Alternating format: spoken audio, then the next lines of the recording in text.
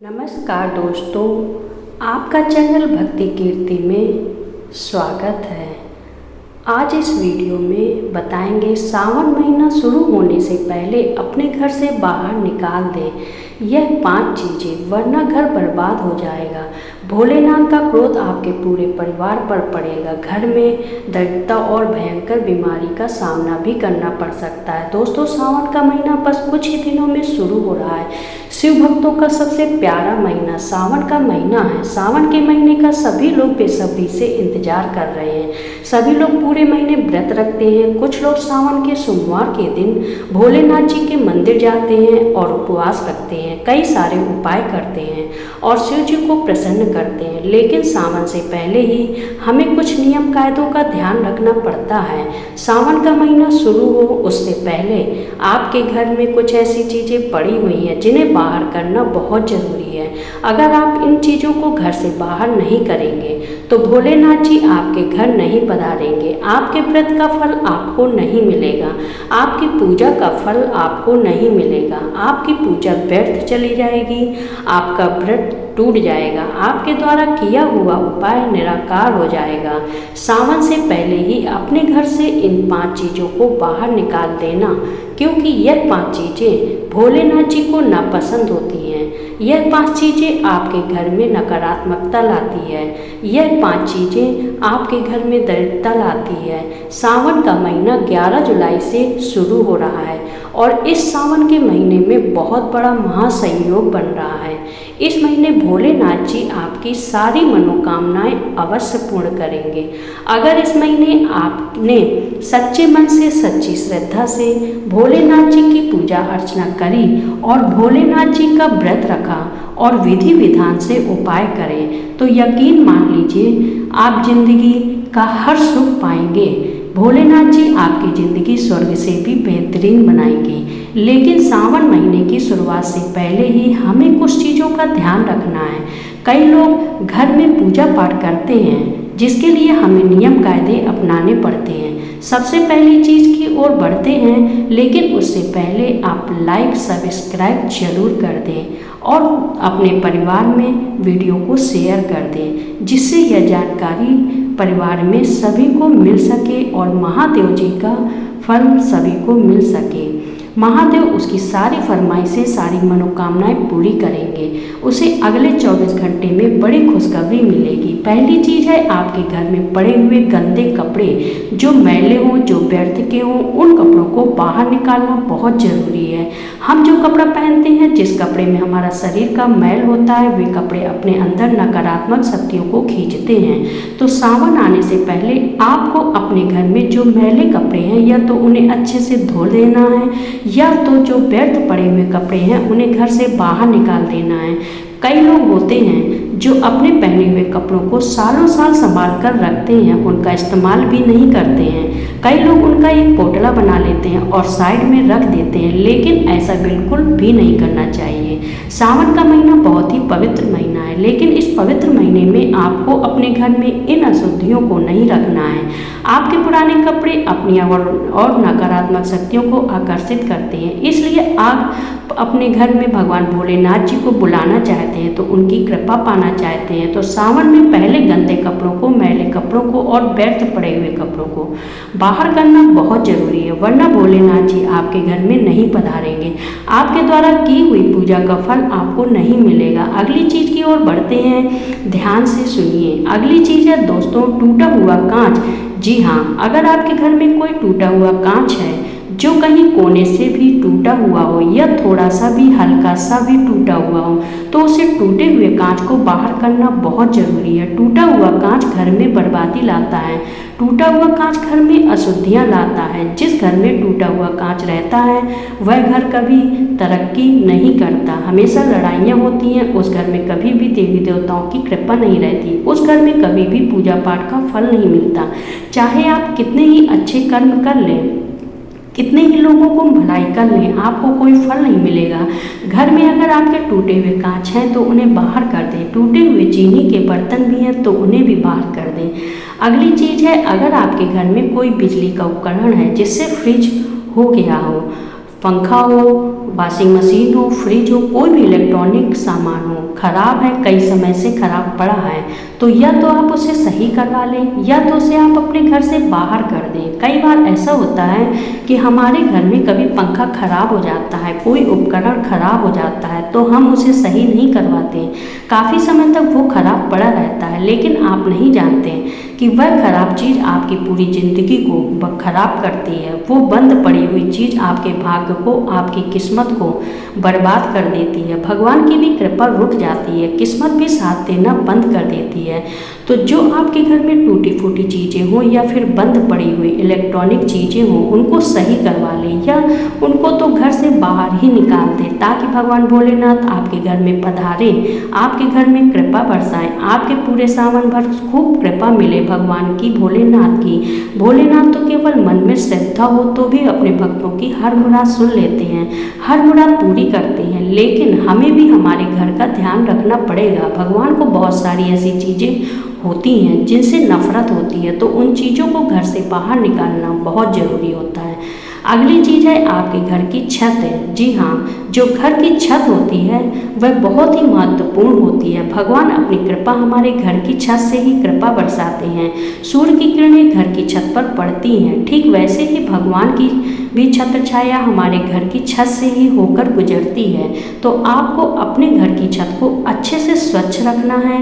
कई लोगों की आदत होती है कि घरों की छतों पर अटाला रखते हैं, कूड़ा कचरा रखते हैं, लेकिन ऐसा नहीं करना है। सावन आने से पहले अपने घर की छत को अच्छे से स्वच्छ बनाएं। घर की छत पर अटाला नहीं रखना है, न ही कबाड़ रखना है। सारी अनुपयोगी चीज़ों को घर की छत से हटा दें और घर से दूर कर दें और घर की छत पर गंगा जल का छींटा लगाएं, ताकि सावन के महीने में भोलेनाथ जी आपके ऊपर कृपा बरसाएं, आपके घर परिवार के ऊपर कृपा बरसाएं। सावन का महीना बहुत ही पवित्र महीना होता है, इसलिए अपने घर की छत का विशेष ध्यान रखिए। आप सभी जानते हैं कि सावन के महीने में तामसिक पदार्थों का सेवन नहीं किया जाता है, जैसे कि लहसुन प्याज। सावन आने से पहले अपने घर से लहसुन प्याज को भी हटाना जरूरी माना जाता है। आपके घर की रसोई मुख्य रसोई है, इसलिए अपने घर की रसोई में लहसुन प्याज को हटा दें। आप चाहें तो उन्हें किसी साइड में रख दें, ऐसी जगह रखें जहां कोई आता जाता ना हो। घर की रसोई से हटाकर किसी दूसरे कमरे में रख दें, पूजा घर में नहीं रखना है, इस बात का ध्यान रखिएगा। अगली चीज है, सावन का महीना है और भगवान शिव जी और माता पार्वती पृथ्वी पर आकर यानी हमारी धरती पर आकर अपने भक्तों के कष्ट दूर करते हैं। इस महीने भगवान शिव जी का रुद्राभिषेक भी किया जाता है और आपको मैं बता रही हूँ कि भगवान शिव जी को बेलपत्र बहुत पसंद है, आप तो जानते ही हैं। अगली चीज़ है, देखिए सावन का महीना शुरू हो रहा है। जिस भी व्यक्ति को अपने बालों की कटिंग करवानी है, अपने नाखून काटना है, वह पहले ही कर ले सावन शुरू होने से पहले, क्योंकि पूरे महीने बाल काटना वर्जित होता है। जिसको भी कटिंग करवानी है, नाखून काटना है, पहले ही कर लेना है। सावन के महीने के दौरान बाल मत काटना, न ही नाखून काटना, वरना भोलेनाथ जी बहुत क्रोधित होंगे, वरना भोलेनाथ जी का दोस्तों कृपा आना बंद हो जाएगा। इसलिए सावन आने से पहले ही अपने बालों की कटिंग करवा के रख लें, जिससे एक महीना नहीं कटवाना पड़े। नाखून काट लें, अपनी दाढ़ी मूंछ सर के बाल सभी कटवा लें।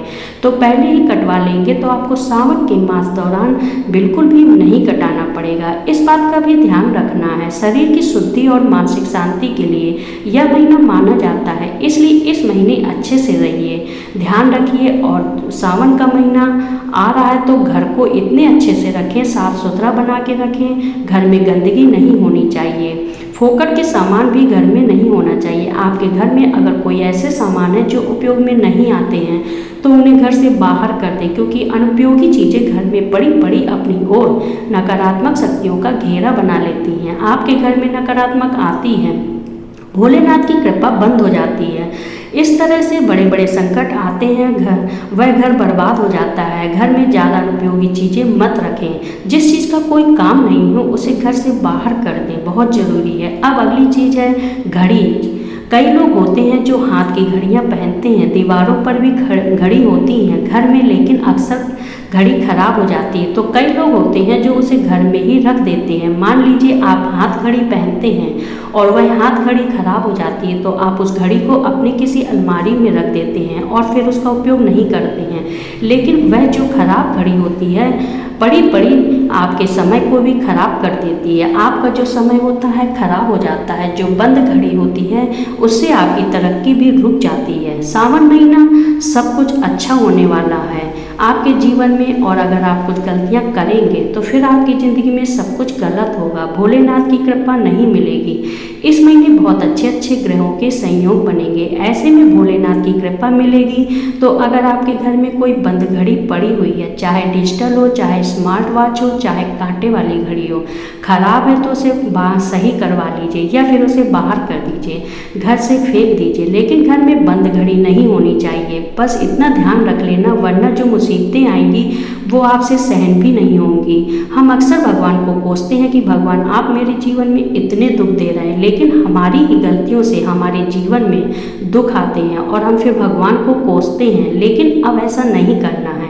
अब अगली चीज़ है आपके घर का पूजा घर, आपके घर का मंदिर, जहाँ आप भगवान को पूजते हैं, जहाँ भगवान स्थापित होते हैं। आप अपने घर के मंदिर को जितना हो सके स्वच्छ बना दीजिए। सावन से पहले घर का मंदिर तो हमेशा स्वच्छ होना ही चाहिए, लेकिन घर के मंदिर में सावन से पहले कुछ नियमों का ध्यान रखिए। अगर आपके घर के मंदिर में काफ़ी समय से पड़ी हुई है पूजा सामग्री, जैसे धूप हो गई हो, अगरबत्ती, या काफ़ी समय से पड़ी हुई है, तो इन्हें घर से बाहर करके नई लेकर आ जाइए, क्योंकि काफ़ी समय से जो पूजा सामग्री पड़ी हुई होती है वह भी दोस्तों नकारात्मक शक्तियों का अंडा बन जाती है। वह पूजा सामग्री फिर खराब हो जाती है और पूजा में जब हम उसका इस्तेमाल करते हैं तो हमें उसका कोई फल नहीं मिलता, बल्कि उसका बुरा परिणाम मिलता है।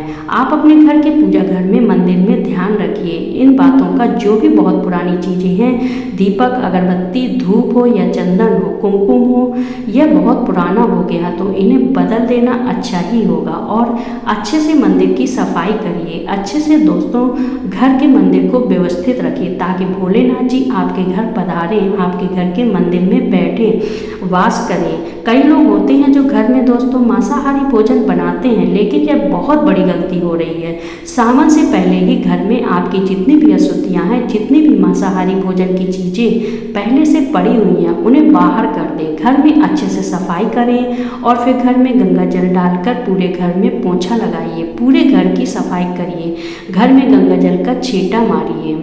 इससे घर में भोलेनाथ की कृपा रहती है। लोबान, गूगल, कपूर, लोग, इन सबको मिक्स करके एक धुआं बनाइए और इस पूरे धुएं को पूरे घर में फैलाइए, ताकि घर की अशुद्धियाँ दूर हो जाएं।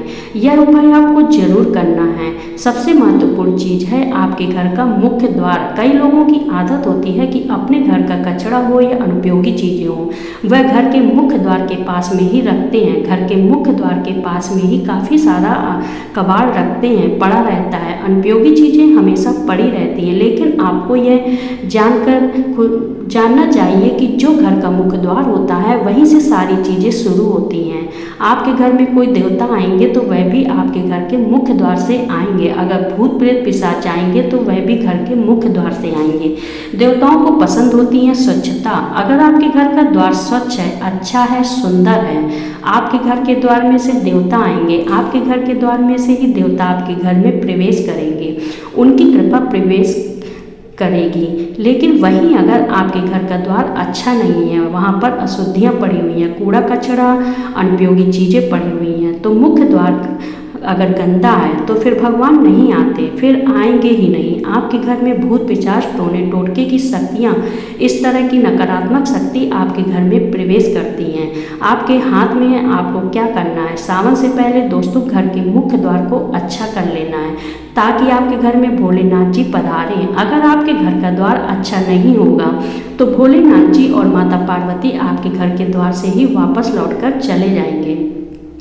आपकी पूजा का फल भी आपको नहीं मिलेगा। जिस प्रकार आपने अपने घर की अशुद्धियों को दूर किया है सावन से पहले, जिस प्रकार आपने घर की छत पर पड़ी हुई अशुद्धियों को घर की मेन द्वार से मुख्य द्वार है उनकी अशुद्धियों को दूर किया है, ठीक उसी प्रकार घर की जो बाथरूम है उन्हें भी अच्छे से रखें। आपके मन की अशुद्धियों को भी दूर करना है। आप अपने जीवन में कैसे हैं मुझे नहीं पता, लेकिन इंसान को अपने भीतर की गंदगी को भी दूर करना है। अगर उसे भगवान की कृपा चाहिए, हमारा तात्पर्य है कि मन में किसी के प्रति छल कपट नहीं रहना है। मन में किसी के प्रति पाप नहीं रखना है, जलन की भावना नहीं रखनी है, ईर्ष्या की भावना नहीं रखनी, किसी से अपने जीवन की तुलना नहीं करनी। अगर कोई पड़ोसी तरक्की हासिल करे तो उसे देखकर जलना नहीं है, किसी को बुरा भला नहीं बोलना है। इस बात का ध्यान रखिएगा। मन में किसी के प्रति बुरा नहीं सोचना है, ना ही लाना है मन में।